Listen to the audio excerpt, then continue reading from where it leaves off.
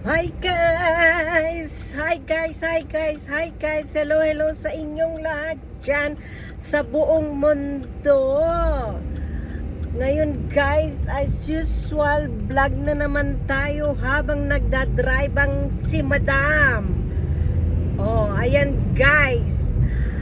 Mayroon na naman ako napanood. Grabe talaga.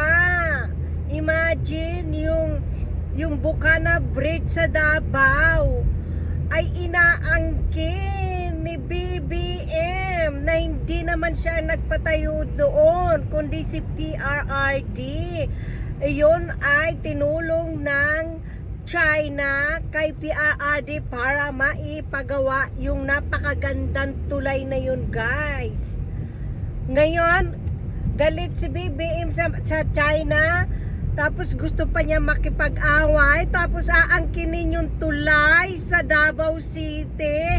My God, ang kapal muks talaga kayo. Diyos mio, Santissima, bakit hindi ka mag-build in sa administrasyon mo? Kasi si PRRD, ang dami niyang nagawa dyan sa Pilipinas. No? At para sabihin ko lang sa inyo na ang mga tao sa 100% na tao, 70% ang nagmamahal sa mga Duterte. Kaya iyan ang isipin nyo. Alam nyo ba guys, may kaibigan ako rito na taga Davao, na Pilipina na taga Davao. At ang tirahan niya guys ay malapit sa village nila PRRD. Alam mo guys, gusto ko nga sana siyang interviewin at ibibideo ko. Ayaw niya magpa-interview through camera. Pero alam niyo ba guys, ang sabi niya na ang mga Duterte daw sa Davao ay mga mababait at saka hindi daw talaga sila magnanakaw, hindi sila mga kurap, dahil ang bahay daw nila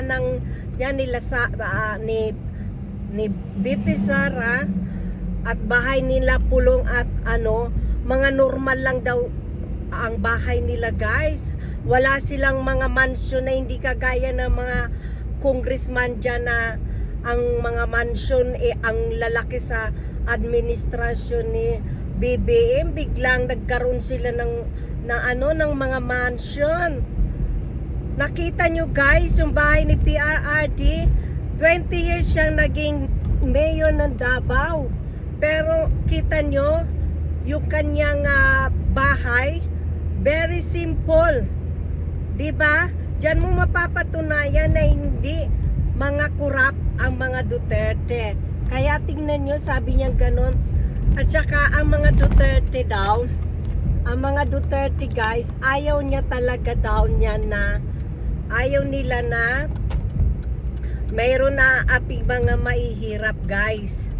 Ayaw nila na mayroon mga naaaping mga mahirap, kasi si PRRD daw, galing din daw yan sa hirap. Kaya ang puso niyan sa mga taong may hirap. Kaya nakita nyo kung gaano niya kamahal ang Pilipinas, diba? At saka kayong mga pulis, diba nung naupo si PRRD, anong ginawa ni PRRD?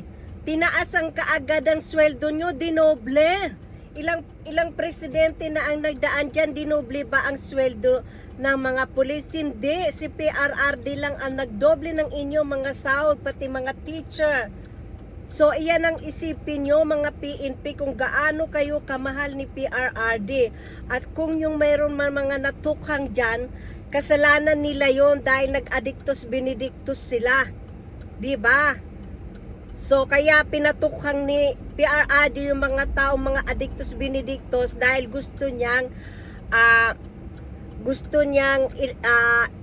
iligtas ang mga kapakanan ng mga new generation ng mga bata.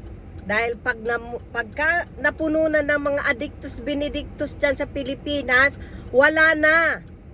Diba? Ang sabi ni PRRD, kung hindi siya naging pangulo, ang Pilipinas daw ay magiging laboratorio ng paggawaan ng mga pinagbabawal na gamot.